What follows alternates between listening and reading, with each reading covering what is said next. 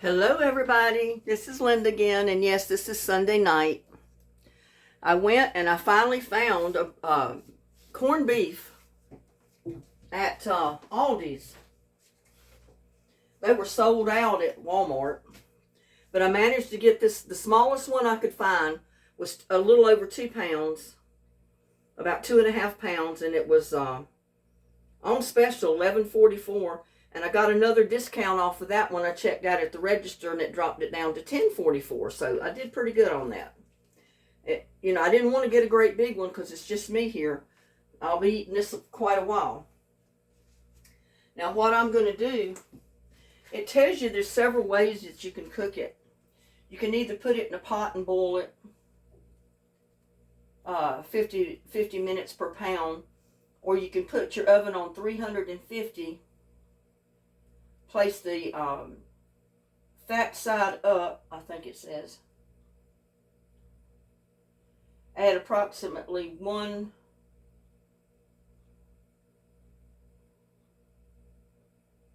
cut 1 inch of water to the bottom of the pan.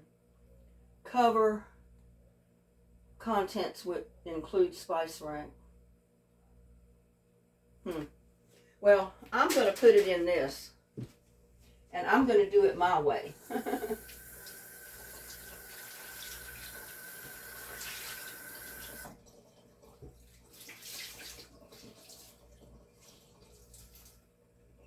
I always cook mine in aluminum foil.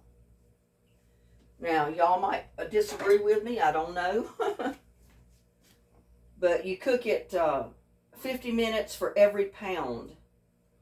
So that's going to be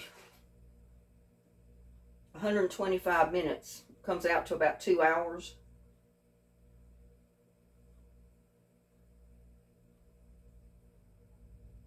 And it says any juice that's in this, you leave in there to,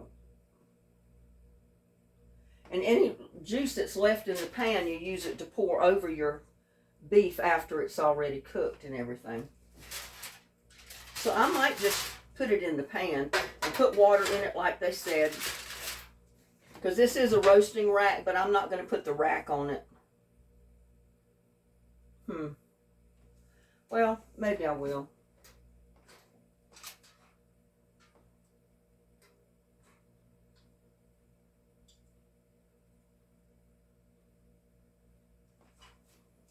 I'm going to first start my oven at 350.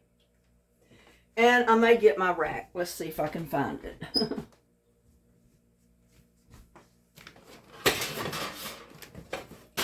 It's right here.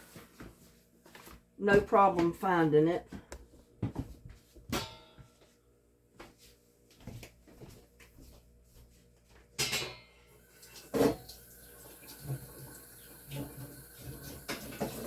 Rinse it off a little bit.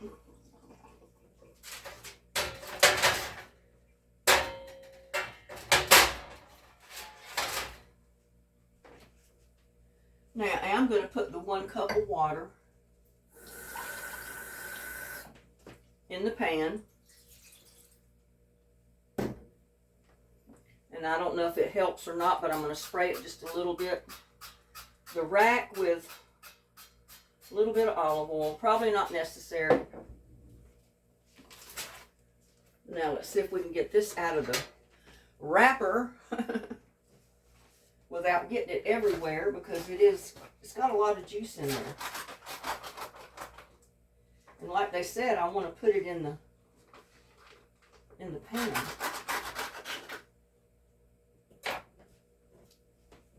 And this is already seasoned. This meat is. Fat side up. Pour all that liquid that come out of it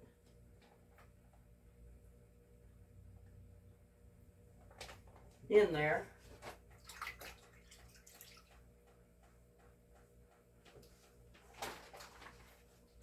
Let's get this bloody package out of the way. Now, I know a lot of people boil theirs, but I really don't want to boil it because I'm not going to cook the cabbage in with it. I'm going to slice mine.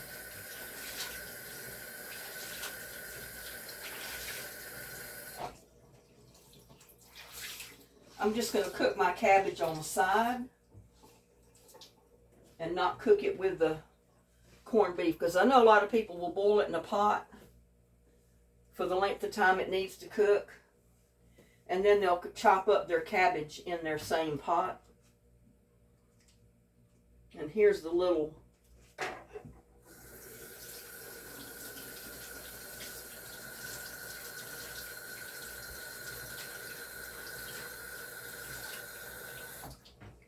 seasoning packet. I wanted to clean it off and dry it off so I can cut it open and actually pour it on the meat and it not just stick to the package.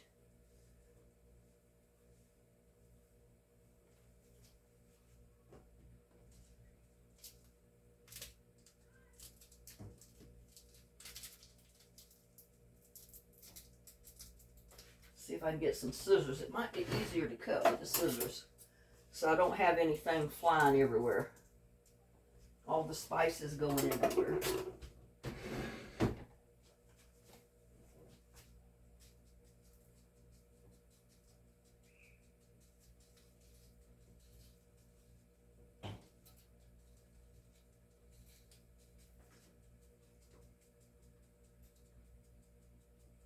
Just sprinkling it right on the top.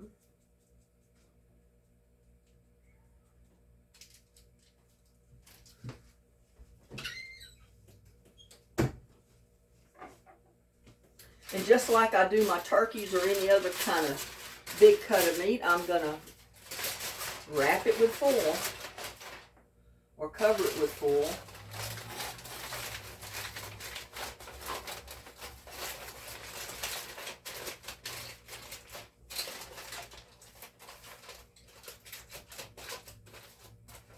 I see corned beef sandwiches in my future.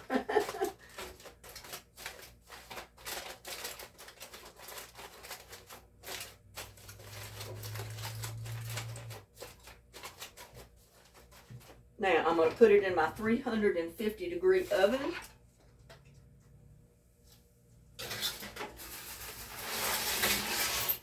$50 minutes per pound. So let's see.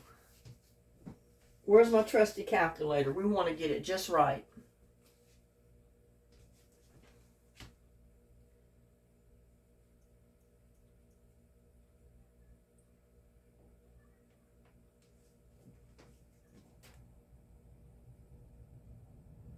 It was like 2.49 pounds, which was about 2.5 pounds, times 0.50.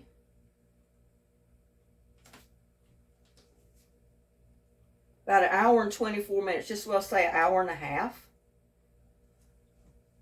So, I don't know what my timer goes up to. I think it only goes up to an hour.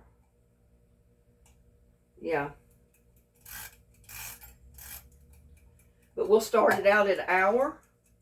And then when it beeps, I'll put it on another hour.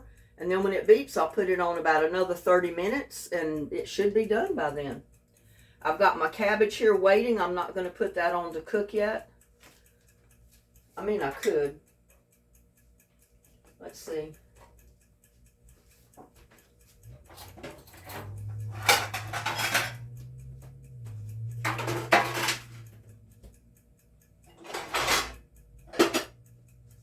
Y'all, I have not put my dishes up from today.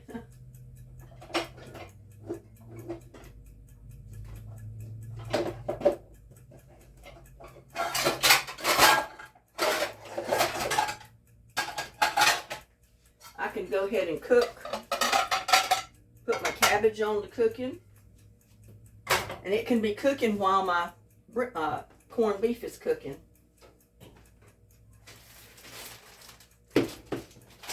Oh, I just dropped my onion. Y'all, I dropped my onion. Y'all ever heard of such a thing? Dropping your onion. But I've got a bunch of little onions here that I'm going to put in it as soon as I get my cabbage cut up.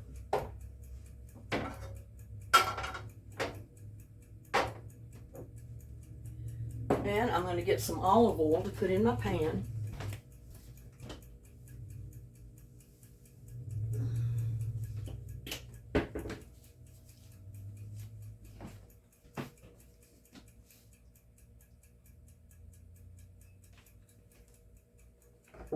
Got my cabbage here. I got the smallest one I could find, y'all. That's me when I shop. Since it's usually just me, or mostly the most I cook it for at one time seemed like anymore is 4. When my years ago when my kids were able to come, I would cook for myself, my daughter, her husband, my son, his wife, and my granddaughter. Which, you know, isn't that many, but it's more than just one. But since I cook for myself now, and usually I don't have somebody else coming in, I buy the smallest cuts of meat I can find usually, especially when it's something like a corned beef.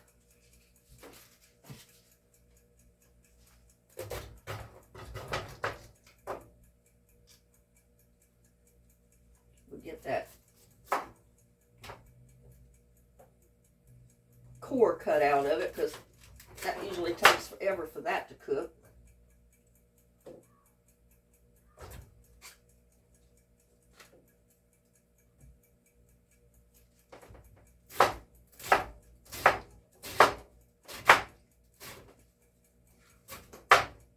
Now you can fix this in a pot or a frying pan like I'm doing. I prefer to do it in a frying pan.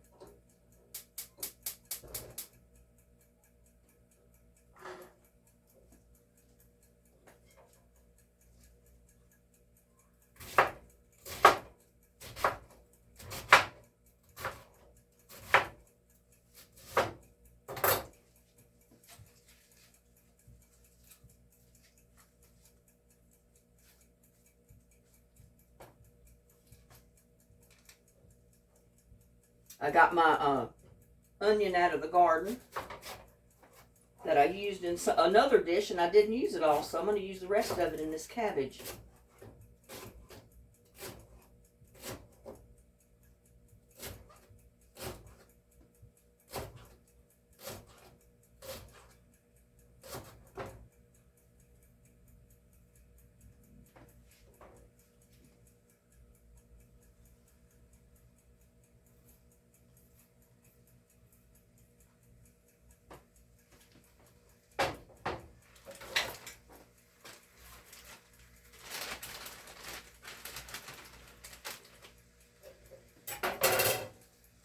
I have a plentiful amount of these little onions in my garden.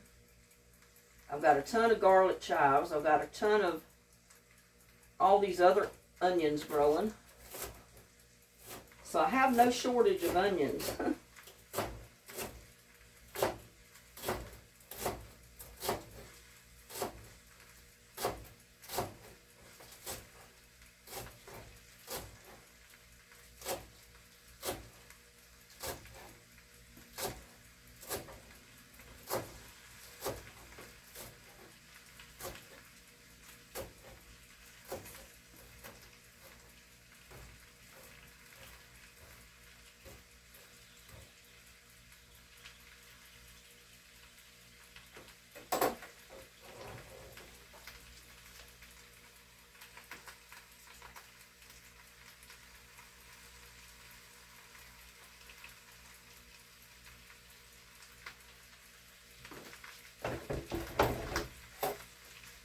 And I think I'm going to save this I'm just going to cook half a cabbage. I cut the rest of it anytime. Because I may want to make coleslaw out of that little bit, that half of cabbage right there.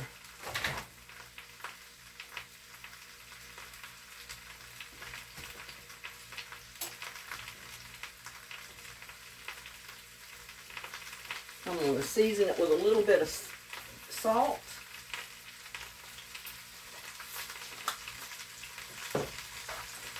A little bit of pepper.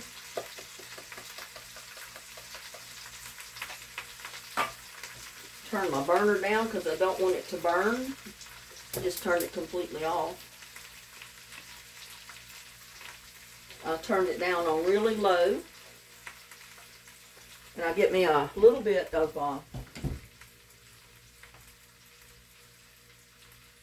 onion powder, and where's my garlic powder?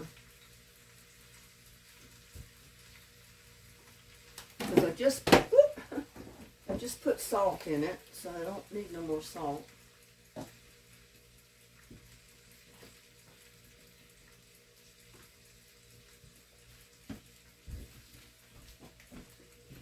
I'm just putting plain garlic powder in there.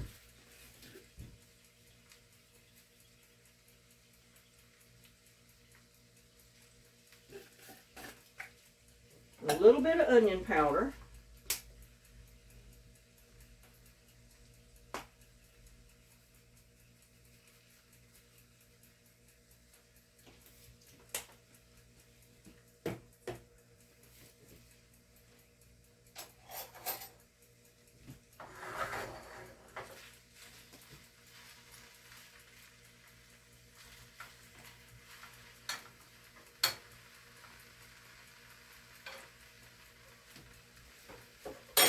And I'm going to put just a tiny bit of water in there, about 1/4 of a cup.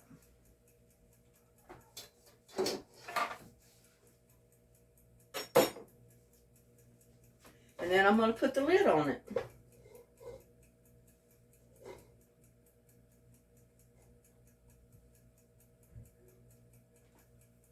And I will bring you back when I think my brisket is done, or my corned beef. And we'll see if we can make some sourdough bread. Irish soda bread, I meant. But we got a couple of hours to go on our corned beef, so we're back in a little bit. Aren't we having fun? Okay, everybody. My corned beef is in there cooking. My cabbage is done. We're getting ready to fix the traditional baking soda bread. It's the Irish soda bread. Traditionally, Irish eat this every St. Patty's Day. And then probably other times too. First of all, we need 4 cups of flour. Now, I'm using self-rising flour. The recipe calls for all-purpose flour, if that's what you have. A 1/4 cup of white sugar. We're going to put 1 teaspoon of salt, and that should be sea salt.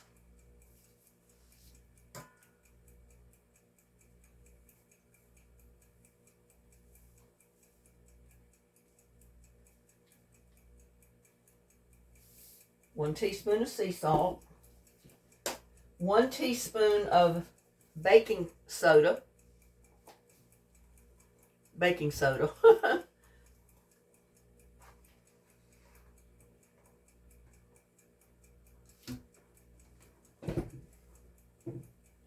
Now, we're going to mix all these dry ingredients together. You just whisk together flour, sugar, and salt, and baking soda. Now, I've melted my butter because I'm going to mix it in with some of the other stuff. Now, I'm just going to stir it in. No yeast required. I've still got another 20-25 minutes on my corned beef. But you can make this bread as quick and easy. You have to bake it for about 55 minutes. But other than that, it's real simple to make.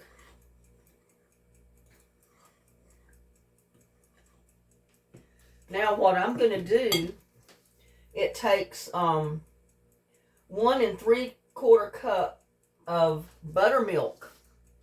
And it's low-fat buttermilk. And I don't even like buttermilk, and I'm putting it in my bread, y'all. I'm opening it the wrong end.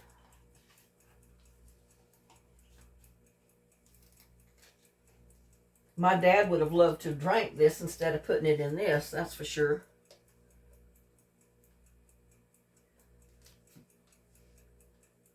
One and 3/4 cup.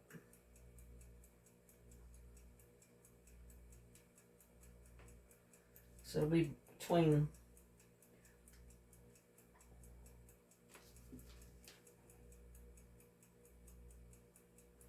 yep, 1 3/4 cup.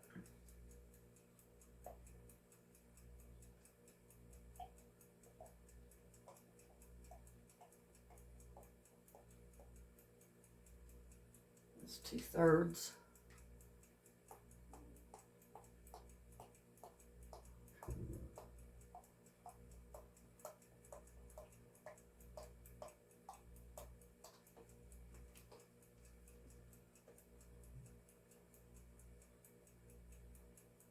That's about it. Now what I'm going to do, I need my larger. I'm going to put it in my larger measuring cup because I'm going to beat my egg up in there. I'm going to add my butter and my egg. Where's my whisk?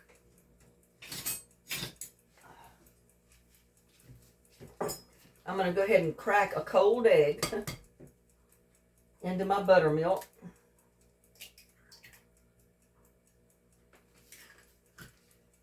And I'm going to take my melted butter. Now, I melted it and it was a little warm, so I've let it sit here in this bowl to let it cool off. So it's really at lukewarm right now. Let me whisk my egg up in there first.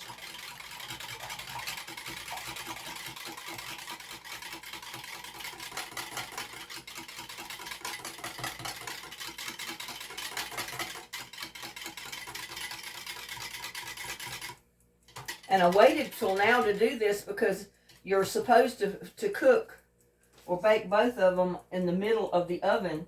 And with that big pan in there, I should have used a smaller pan, but I didn't have a smaller roasting pan. That pan takes up the whole middle of the oven, so I didn't have room to put this cast iron skillet that I'm going to bake the bread in.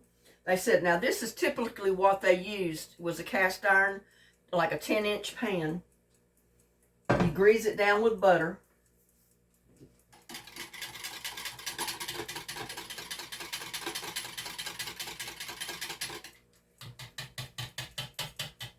Now that should be good enough.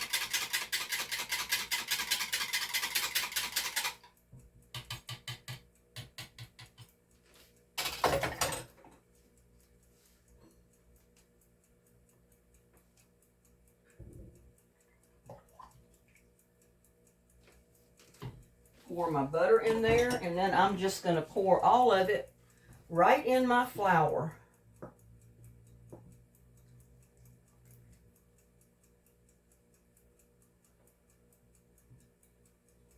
It's a lot easier to pour your, melt your butter down and put it in there than it is to try to work your butter in the flour and then pour your liquid ingredients in there.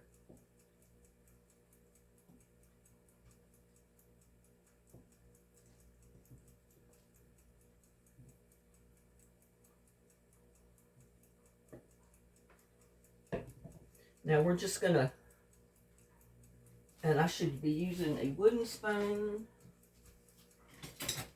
My wooden spoon, get rid of this metal spoon. And you just want to stir it and mix it till it's thoroughly mixed. You don't want to overdo it because it'll make your bread tough.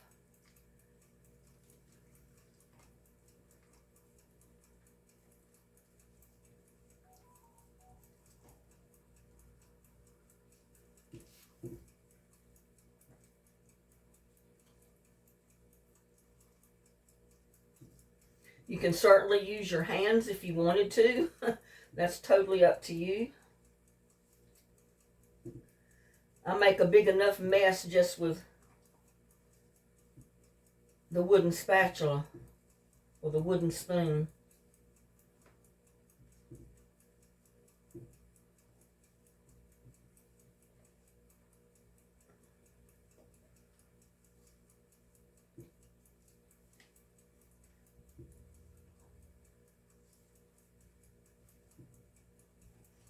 And I'm just about to get it all.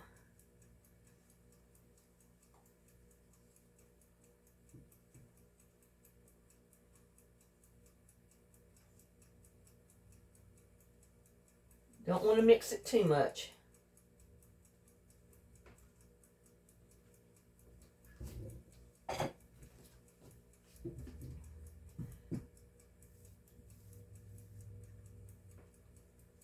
I'm going to have to put some flour in here on my fingers. And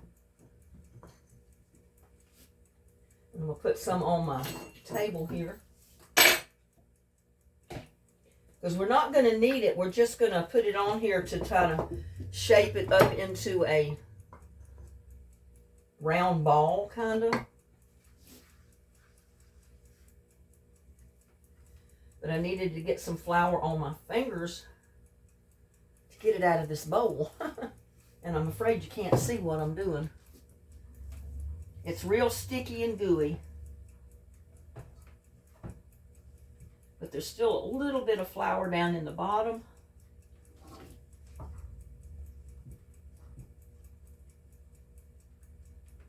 So as I try to get it into some kind of a handling ball of dough.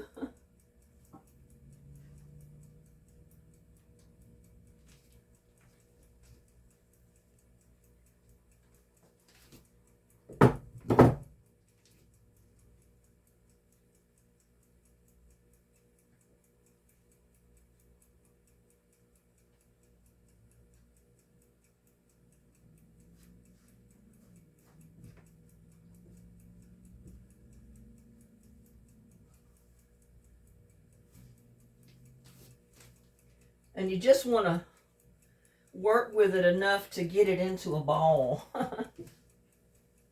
That makes any sense. And it's going to be a rough one. It's not going to be a perfect ball because it is kind of sticky.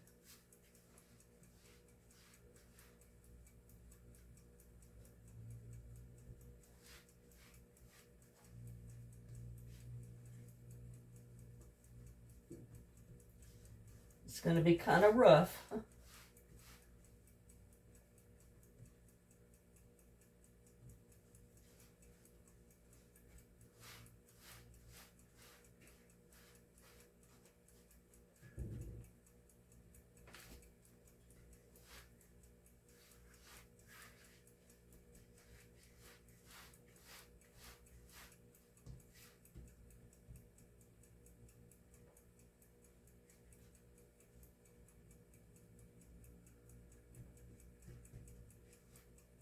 Now, when you can get it into a kind of a ball or shape of a round dough ball or anything close to that resemblance, I need a little bit more flour to be able to pick it up and get it over here where I want it.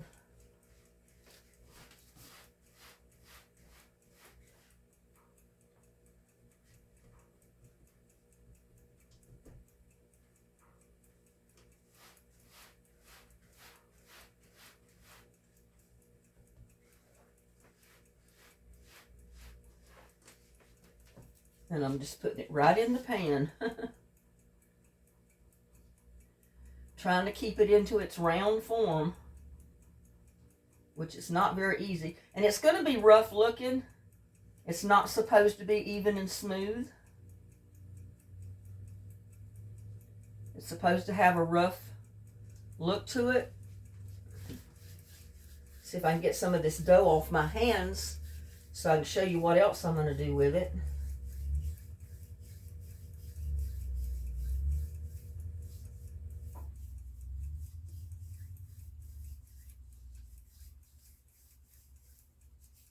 This is the easiest way to get dough off your hands when it sticks when you're making biscuits or any kind of dough with your hands.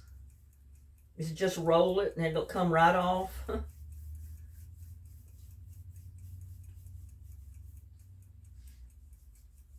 Might have to put a little bit more flour on your fingers, but it'll come off. Because a lot of times when you're making bread, you don't have time to wash your hands. And you don't want your hands wet anyway. And this is the best way to do it. Now, I'm going to take a knife.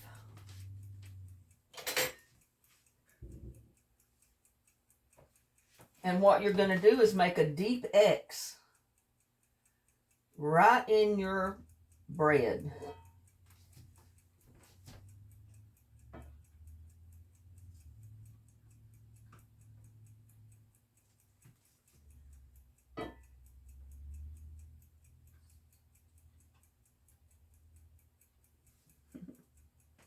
And that's it.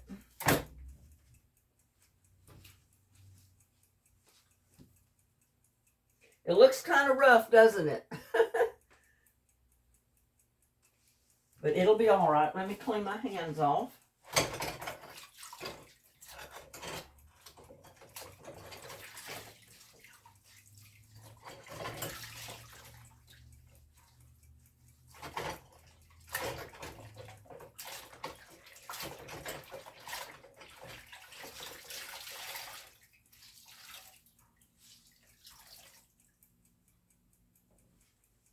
Now, some people put caraway seeds mixed in. Some people will mix currants or dried cranberries, or they'll mix raisins. You know, I just wanted the bread, the basic bread. I don't want to turn it into cake. So,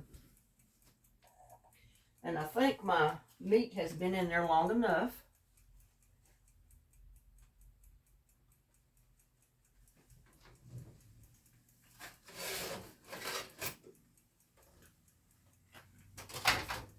Whew. And I think we turn our oven down to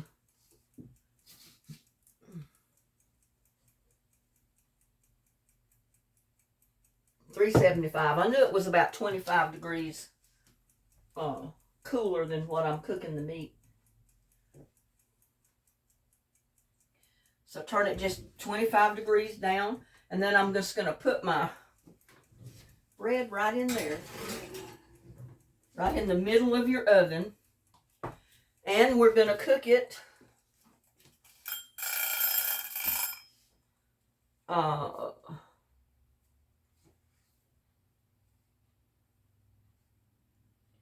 50 to 55 minutes. I'm going to put it at 50.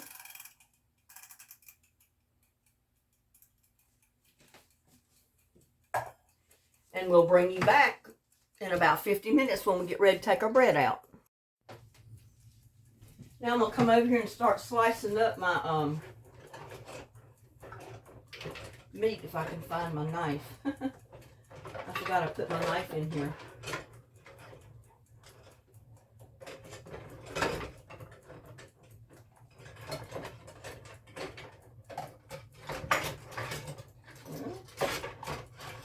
There it is.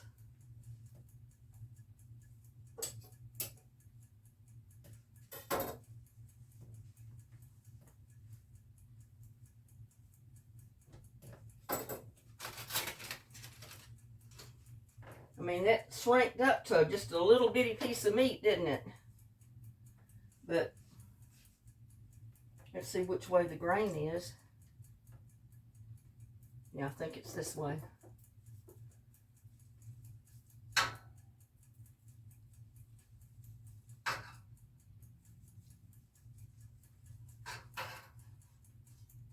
But that's why I wanted the smallest one I could find, because I knew I couldn't eat a great big one.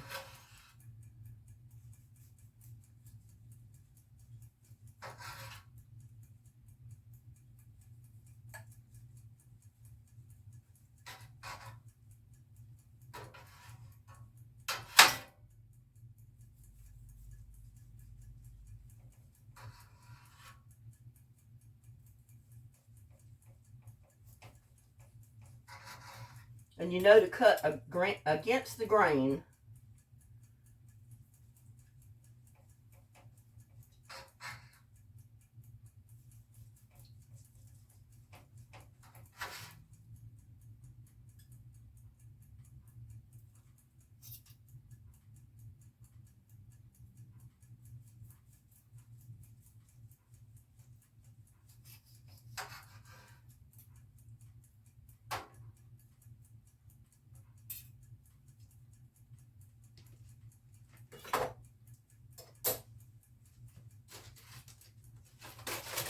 Cover it to keep it hot till my bread.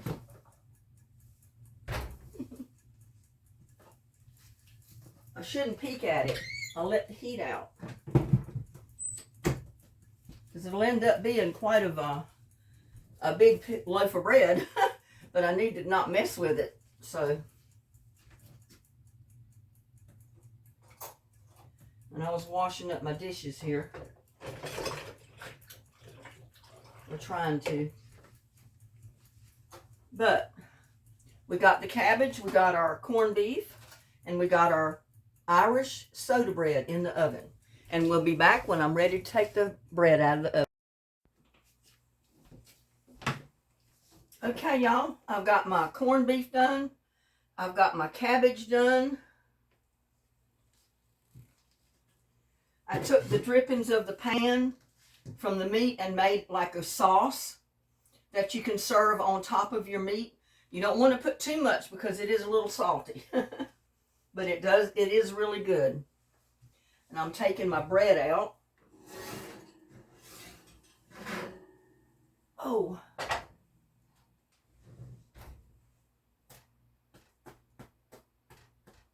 Supposed to sound kind of hollow. I don't know what sounds hollow and what doesn't, but it's been in there for 55 minutes. I don't know if I should leave it in there any longer or not. Let's see. I don't want the bottom of it to burn on me.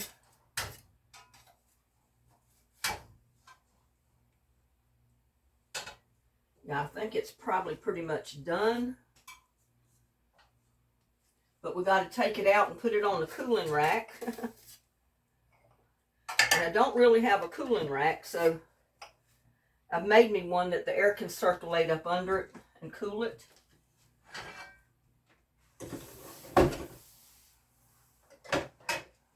Because it's got to cool before I cut it. Or supposedly cool before I cut it. I don't know if I should cut into it right now or not. And I don't know if I cut into it, you can see me. Well, yeah, I guess you can.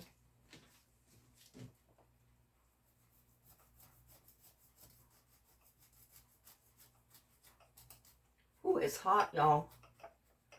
I'm not supposed to be doing this. It's supposed to cool. And it's so hot I can't touch it. Woo! Little pan underneath it is... Well, the cooling rack is hot too.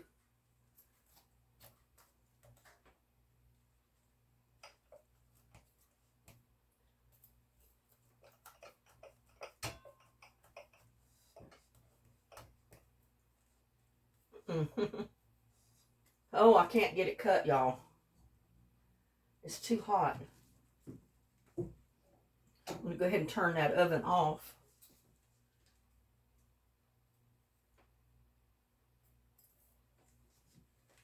But I can't handle even the cooling rack without this glove on.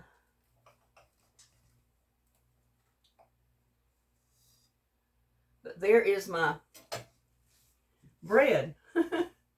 There's a slice of my bread, and I really should have let it cool. It's really too hot to handle right this minute. But there you go.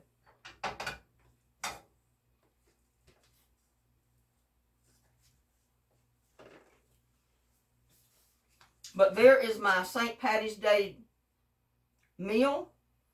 I got my corned beef hash. I got my cabbage. I got my gravy or sauce, whatever you want to call it, to put on there. And that's just the drippings from the pan where I roasted or cooked the corned beef. And there is my loaf of bread, which is so hot I can't touch it. So, and what I'm going to do, I'm going to put me a little bit of butter on my piece of bread. My slice of bread. I'm going to eat me a piece of that bread. It's exactly what I'm going to do.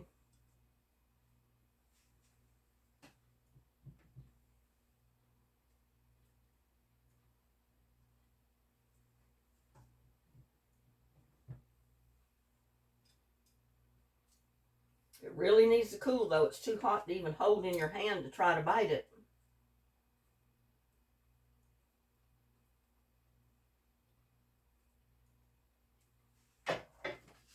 But it makes a real flaky piece of bread. As long as you don't mix it so much, or, you know, mix it together so much that it makes it tough. But that's pretty good right there. I'm going to let my bread cool, and then I will slice it. But y'all, take a bite of my Irish soda bread for St. Patty's Day.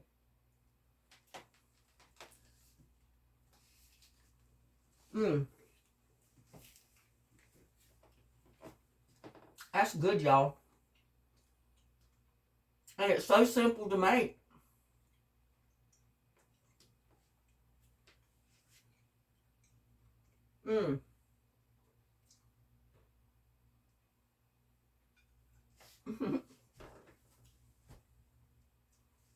Yeah, so easy to make.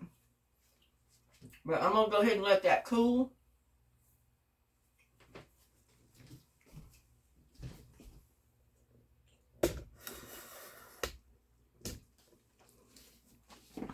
Get this down where I can see it.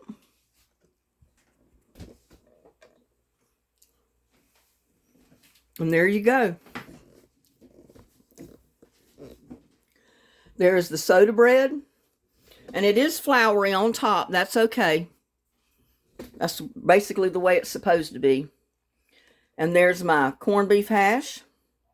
Or my corned beef. My cabbage. And my sauce to go on my meat. Now, you can fix corn on the cob or any other kind of vegetable you'd like. But this is the main St. Patty's Day meal right here. That is the main thing. And what I'm going to do is slice my bread as soon as it's cooled down. And I'm going to put it in an airtight container. And I'm going to keep it in the refrigerator because you can keep it up to 2 days outside, you know, just at room temperature. Or you can keep it for a week in the refrigerator. And that's where mine's going. But there y'all go. There is Irish soda bread, corned beef, cabbage, and gravy, or the sauce that came from the meat when I cooked it. Just have to be sparing with it because it's pretty salty. But there you go. I just wanted to share my St. Patty's Day meal with you. And we'll see you on the next one. Love y'all. Please like, share, and subscribe to my videos. Y'all have a blessed night or day, and I will see you again another time. Happy St. Patty's Day.